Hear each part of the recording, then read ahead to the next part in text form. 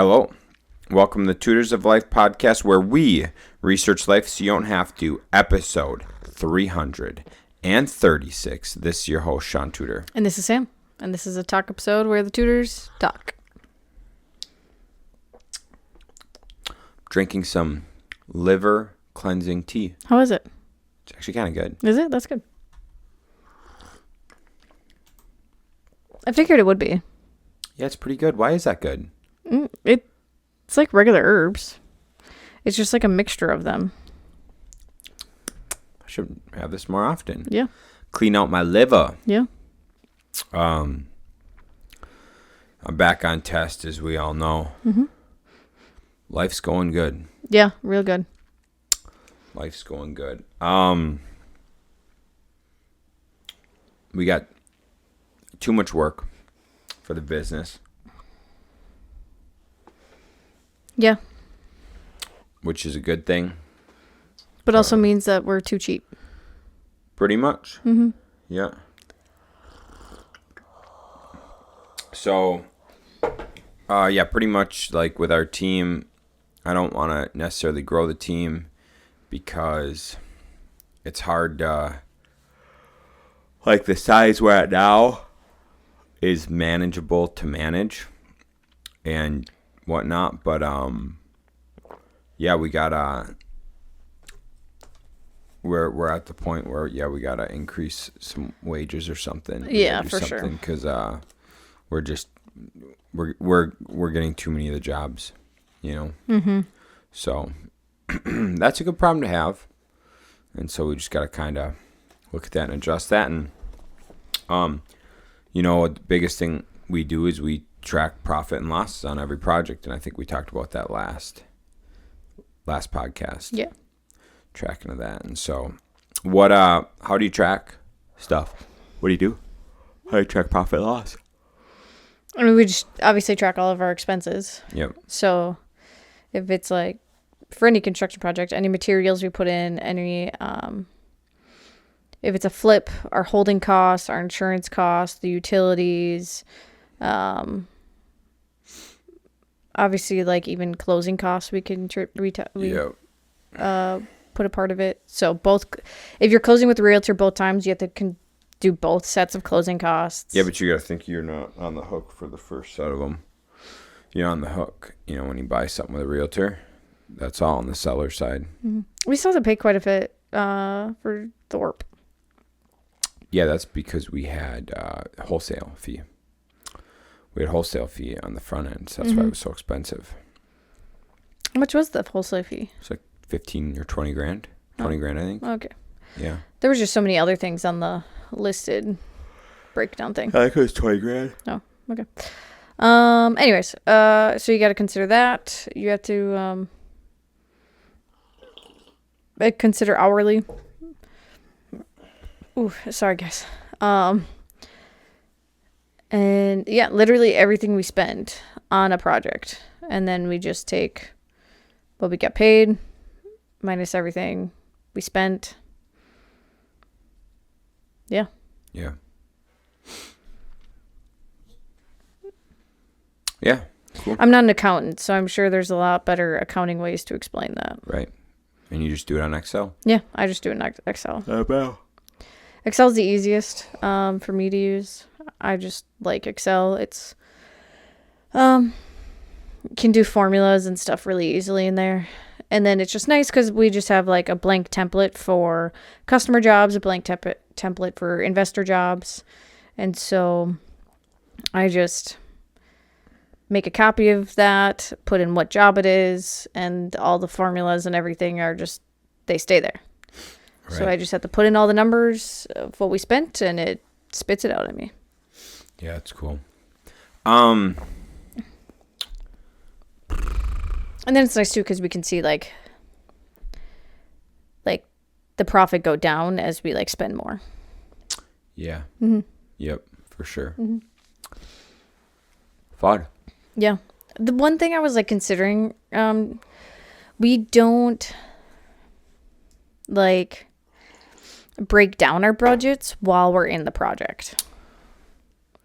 So like Bellevue, we actually, well, we did that after the fact where I broke it down for presentation wise of like, oh, we said we were going to spend 2,000 on drywall, but we spent 2,500.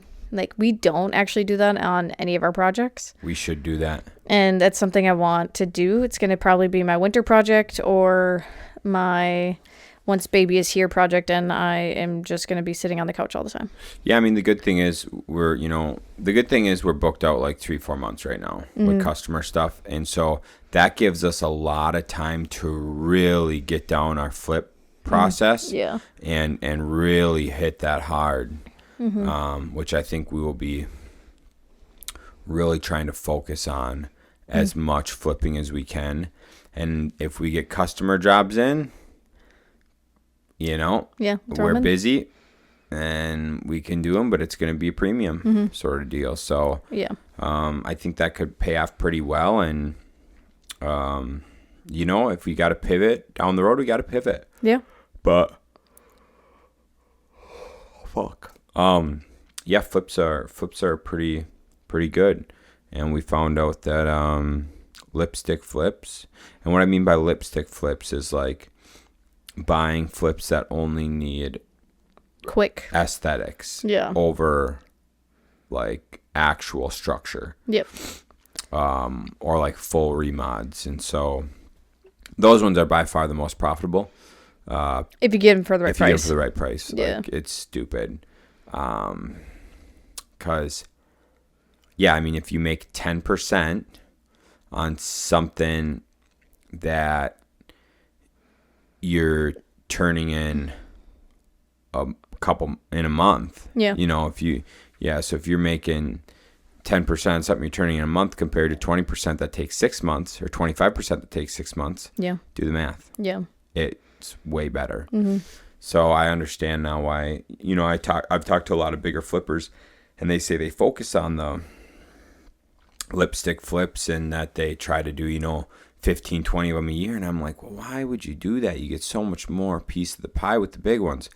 Well, the big ones take a lot more time. And think how many more hiccups you can come into. Oh, my God, dude. Yeah. So many. I mean, even some of the bigger ones that we've done, like, they were the two biggest ones we did. They were 75% of the way completed. But they were sitting there for 20 years. Yeah. So we had in-floor heat that didn't work. We had water heaters that didn't work. We had furnaces that didn't work. We had electrical that wasn't working. Well, so like, and so for those, it was just a lot of like, all the drywall's done, but we found out this electrical doesn't work. So do we have to dig off the drywall to fix the electrical, or can we figure it out elsewhere? Right. So yeah. Yeah. But when you do lipstick ones, you don't get into any of that. Right. I mean, another thing that's tough is like, if something's not being lived in regularly and you walk it, you don't really see what mechanicals are bad. Yeah. And so like, we're doing a customer flip right now. Guys are there and the plumbing was all fucked up for the shower. So I had to replumb for the shower and then had to plumb for a washing machine.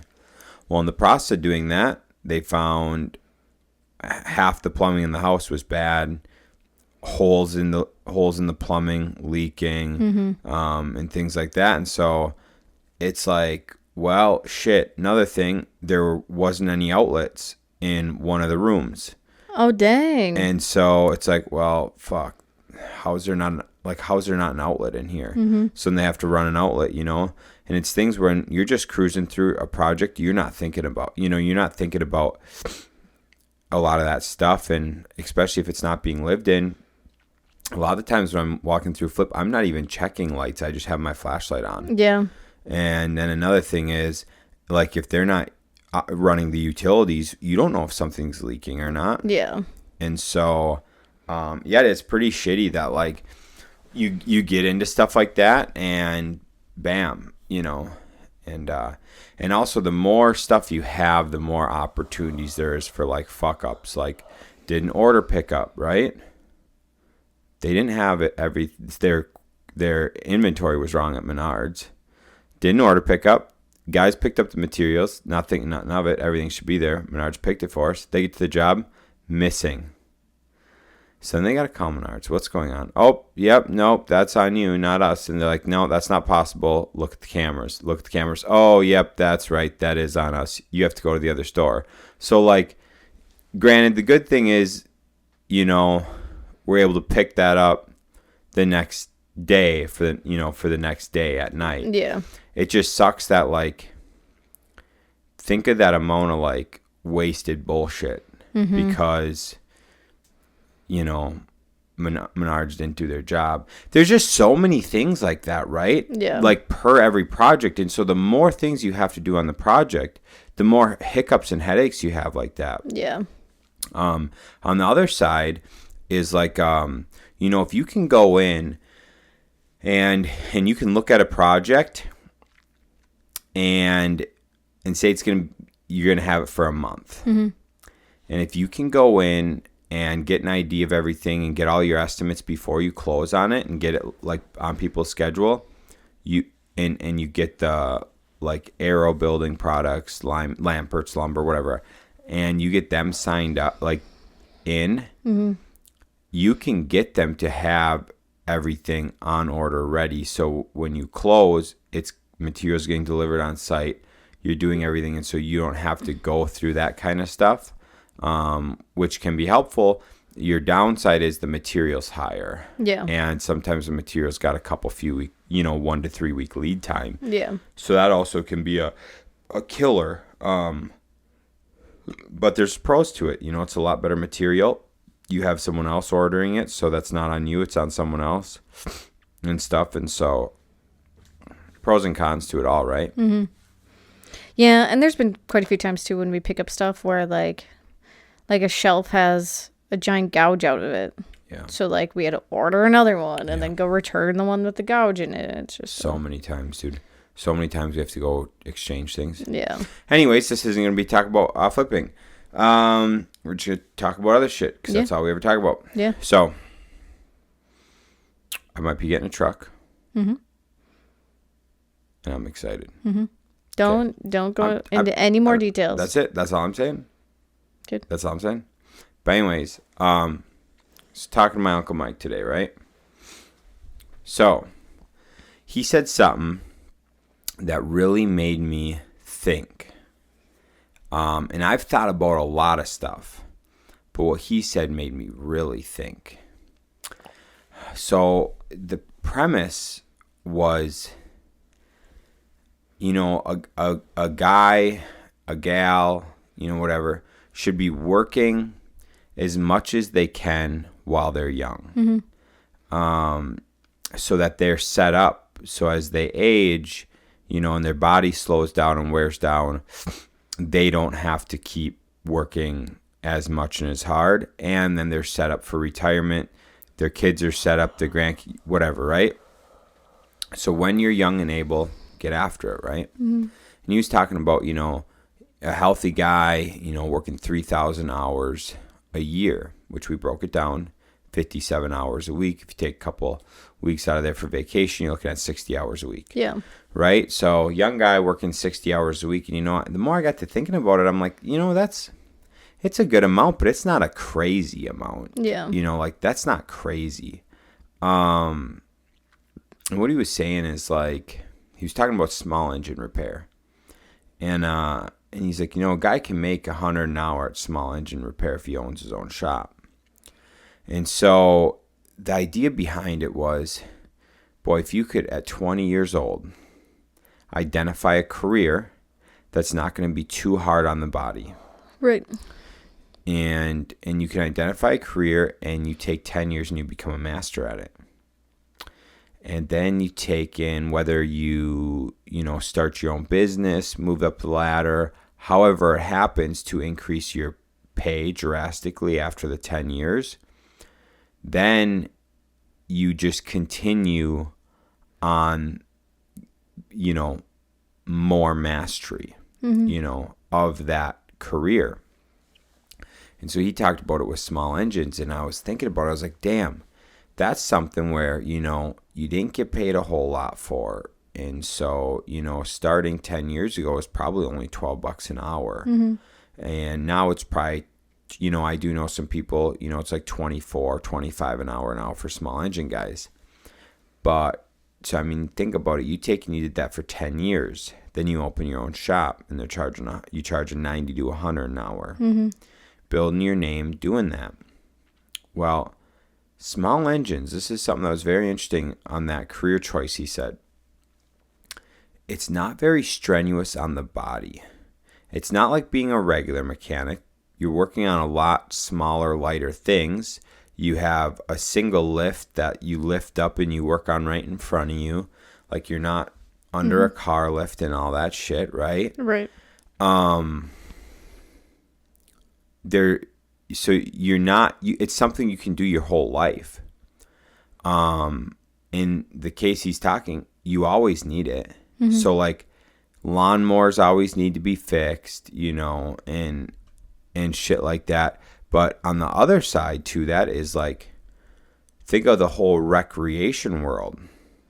People will spend money for their side-by-sides, four-wheelers, dirt bikes, motorcycles. Like, people are willing to spend money on upgrades, maintenance, things like that. And so picking a business like that, it's one, not very taxing on the body. You can do it a very long time, and you get a mixture between like people that need it and people that want it, And I just thought it was interesting to think about that, and it got me thinking about, I've talked about like it takes 10 years to master something, and so, you can master something new every, 5 different times in your life. Well, what it made me think is like, God damn, all right, we're 30. Mm-hmm. So maybe we're a little late to the ball, but whatever. But really stopping now. Not stop, but like sitting and thinking and choosing a path that we want to master and that we're going to stick with for the rest of our lives. Yeah. If you can pick something that you're going to do for the next 40, 50 years, you will be a goddamn expert. Expert. And the amount of people who will know you and know what you do. You know what I'm saying? Yeah. But the key is, you don't want to do something that's going to be too taxing to the body unless you have a plan to become a manager of sorts, right? Find a way to be a manager or a consultant or something, right? So, I mean, you could do construction and do construction manually for 20 years, 25, 30 years, but then you're really going to want to start backing out of that and really look at ways to be, foreman role, project manager role, salesman, consultant, whatever it is. Because if you sit in that role as just a construction guy your whole life, boy, you're going to beat the hell out of your body. And then you won't be able to enjoy, as you age as much. So it just is interesting to, I've thought about it. Definitely I've thought about it a lot, but I didn't think about it in that way of like, boy, you should really plan and think it through. Because if you can have a long enough foresight, you can really set yourself up by the moves you're taking now for the future. Yeah. Yeah. No, I agree. I don't got what to say. I'm sorry. You ain't got nothing to add to that fucking gold? No, it was gold. It was beautiful. So I didn't need to add anything. I don't know. I mean, we've talked so much about setting ourselves up for the future. I mean, that's why we started this business, so then I could be a part of it and not have to have a job when we have a kid. Right. We obviously know, like, businesses don't just... She's cute. She's hugging her paws. Yeah. Obviously business don't just start being super profitable after a year, which is why we started this when we did as well. Right. So we have time to grow it and do things, and we're putting ourselves in positions where we don't have to put strain on our bodies every time, like every day. Right. And we put ourselves in positions that we can hire out. So then down the road, if we just want to collect a profit check, we can. Right. And same with Kyle too, who's the other owner. Oh, he could do the same thing if he wanted. Sorry, guys. So yeah, I mean, we kind of subconsciously do that in quite a few different ways. We decided to stay in this little farmhouse instead of getting something bigger and fancier when we could, because we wanted to make sure that we're not exceeding our standard of living. So by being in this house, our interest rate's lower, our payments lower, our property taxes are lower. So we're able to save money to do more investing. So then 5-10 years down the road, we can build the house of our dreams if we want. Right. So yeah, I mean, we do quite a bit of things, and we do it to set ourselves up for the future. Right. Yeah, I like that. Mm-hmm.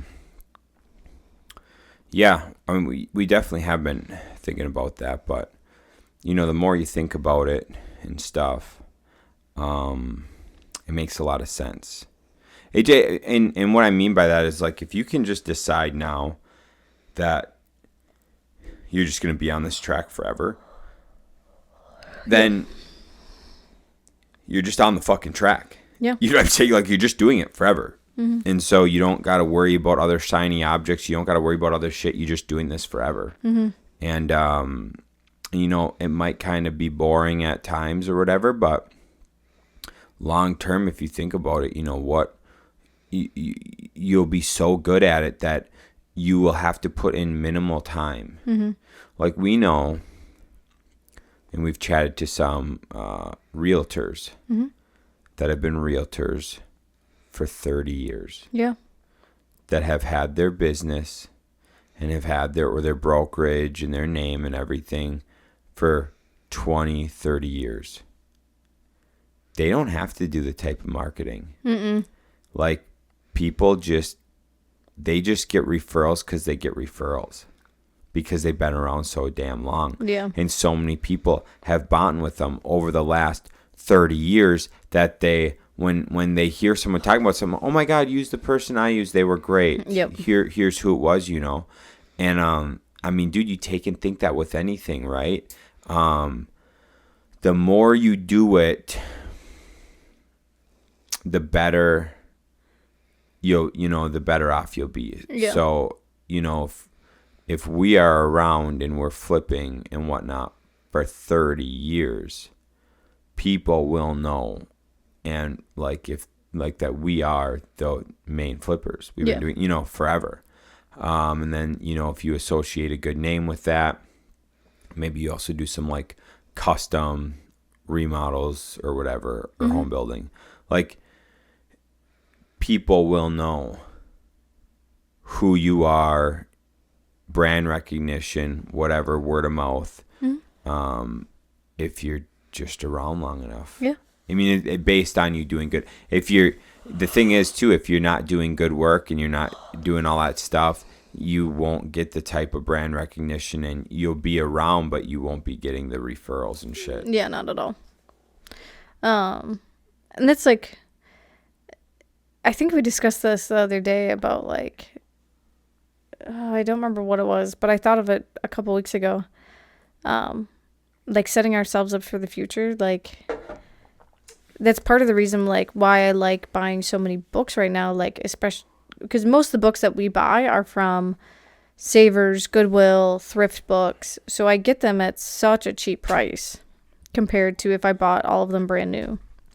And one of my dreams is to have a library. Right.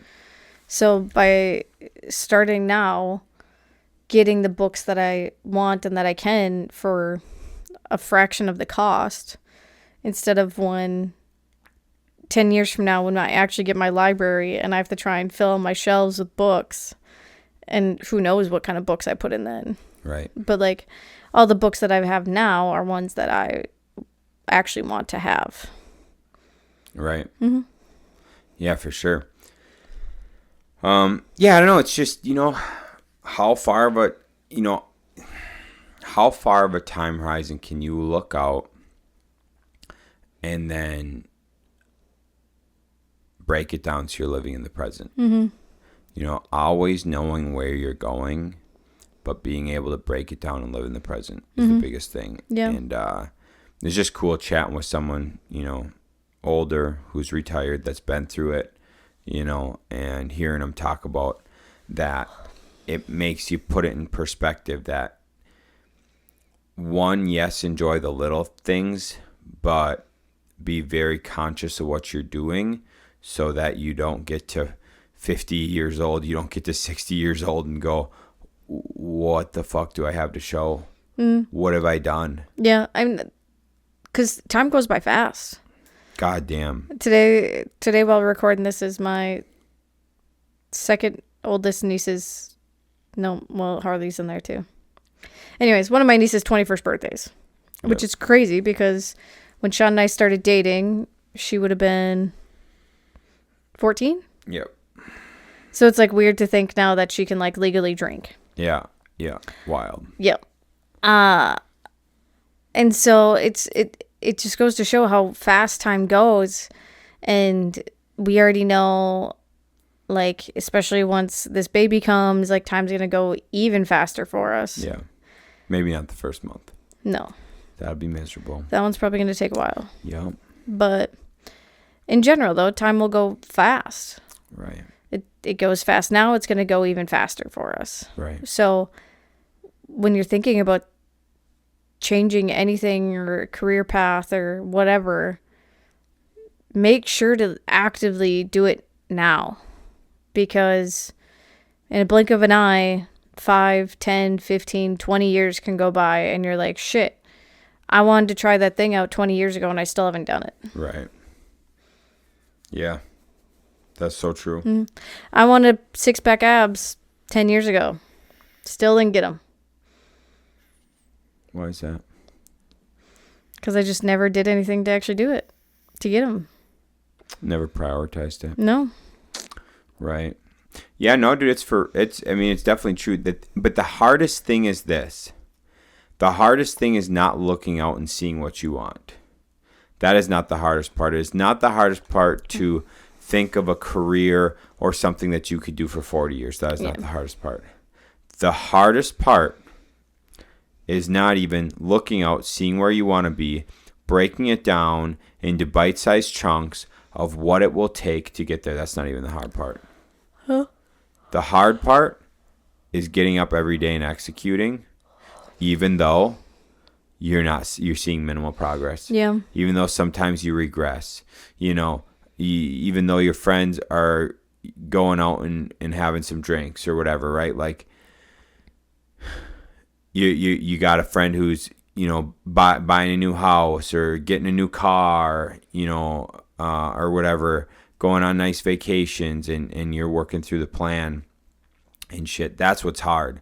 What's hard is getting up at 5:30 a.m. to train every day because you want abs. Mm-hmm. You know what I'm saying? Getting to bed at 8:39 so that when you get up at 5:30, you're recovered to train. Yeah. You know what I'm saying? That's the shit that's hard.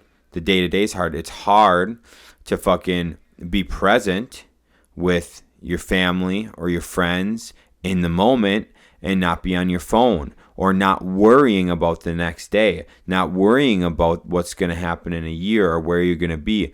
That's the hard part, right? Yeah. It's so fucking easy to not get up at 5:30. Yeah. It's so easy to think about the future and just like, oh, I want to get there, and then not be present in the moment to give you the best return on your time and energy, because you're thinking about shit that you don't have control over right now. Yeah. The best thing you can do is make your fucking list of the shit that needs to get done and do nothing but fucking execute. Mm-hmm. And that's the hardest shit to do. Oh yeah. That's what almost nobody There's few people I know who can do that. Very few people I know who can do that, and I can only do that at like 40%. Yeah. I'm probably one of the better people at it that I know, and I can do it at like 40%, maybe 30%, probably 30%. You know what I'm saying? Mm-hmm. It's fucking wild to me. Yeah. When I look at like some people and what they can execute and accomplish because they can do exactly what I just said, because they can be fucking disciplined, the amount they can get done, the amount they can be present, the kind of friendships and relationships they can have, because they're very diligent and like thoughtful with their time, that they're able to be wildly more productive, be more present, and honestly get to their goals a lot faster because they're able to do those things. Yeah. It's cool. Are you have you looked to see how many days you've won versus lost? Like, have you counted? I'm up. I'm definitely positive. I'm not as positive as I should be. Yeah. But I'm positive. I mean, we did go through that, like, there was that time where we changed how you were doing your critical tasks. That's when I won the most. Was it? Oh, by far. Oh. But then you were like, I'm not getting anywhere from this.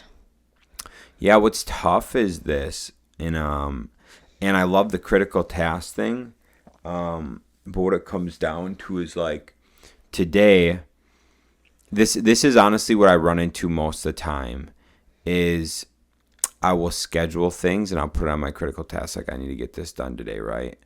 But then today, like, we're having our meeting and we were going over projects and we were doing things, and I was like, wait, it's wildly more productive for us, since we're already here, to finish going over all the jobs and like making a plan, than it is for me to go drywall when I could do that tomorrow. Right. You know what I'm saying? Because I just have to get that done by the end of the week, and it's only going to take me 4 hours. So like, I can do it tomorrow morning, and it's not anything, you know? And so I was like, that's what stumps me with critical tasks. I'm like, if I'm doing something that I know is going to benefit more and it didn't happen to be on the critical tasks, I'll do that. Yeah. Which is, you know, I don't know if that's right or wrong or whatever, but I mean, if it works better for you, then who cares? I just make that call when I'm in it. Yeah. So, but yeah, no, I definitely, I think I'll always do like the critical task list or the priority list. But I think I want to kind of do it more how Traction has it. And it be like your rocks. So like your things you need to check off. You know what I'm saying? Yeah. Yeah. How can you balance being gentle with being strong?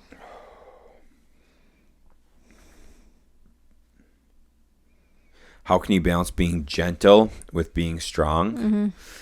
What are you writing down? Consistency. Consistency. Yeah. So like consistency and what's the word? Like, so if you say like, oh, if you go against my word, you're going to get this punishment, and making sure you actually do that punishment if they do it. What is Accountability. it? Accountability. Or like following through. Yeah. Yeah. So being gentle while being strong. Being gentle while being strong. This one's tough. Yeah. For me. It probably shouldn't be that tough. Being gentle while being strong.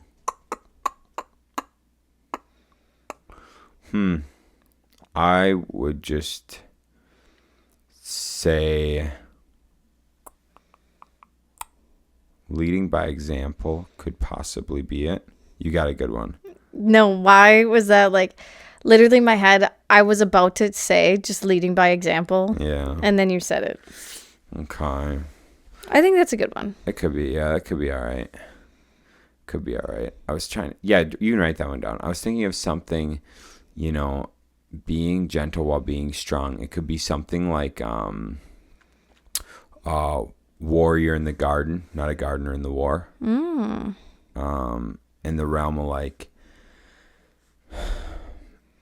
I know dudes who can kill you with their bare hands, but are very gentle because they know they can kill you with their hands. Yeah. So yeah, kind of more like the warrior in the garden, not a gardener in the war sort of thing. Because like what I've noticed really a lot, like in jiu-jitsu, is guys that are really good, they don't spaz. Yeah. And they don't essentially hurt people. Most people that get injured in jiu-jitsu get injured from a lower belt. Yeah. And so what you see like white belts or blue belts who spaz. And that essentially would not be, it's not gentle. That's weakness. Yeah. Kind of. So anyways, that's kind of how I look at it. What's your current comfort food? My current comfort food is sourdough toast with peanut butter and a little jam, a little homemade jam from Gma. Let's see. That is a very recent thing for me. I was doing that every single day for my whole life. Yeah. And then I took a full year. Off of it. Yeah. And just recently reintroduced it within like the last 2 weeks. Yeah. It's been good. Good time. Yeah, but we just ran out, which is good. And I'm actually trying. I don't know if I want to.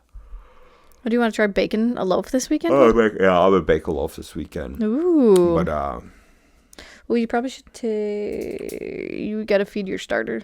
Tomorrow. Yeah. Tomorrow and Thursday. No, actually, I'll take it out Thursday. Yeah, because I'll do it Sunday. So I'll take it out Thursday. Okay. Feed it Thursday and Saturday. Anyhow, yeah, it's kind of cool. It's kind of cool. That's my comfort food. What's yours? Salsa. Chips and salsa. How'd you know? Chips and salsa. Mm-hmm. Okay, I need to go to bed. I'm dying. I'm also tired. I don't really know if this was, I guess, talk episode, so fuck you guys if you didn't like it. Yeah. I don't know. You did good. You our talk episodes haven't been like us just like bullshitting talking lately. They've been useful. I wonder what changed. Dude, stop it. Do you actually think so? Daddy's fucking back. His brain never stops. I can't go to sleep anymore. So here I am, 9 p.m. Fuck. Peace out. See ya. Gang, gang.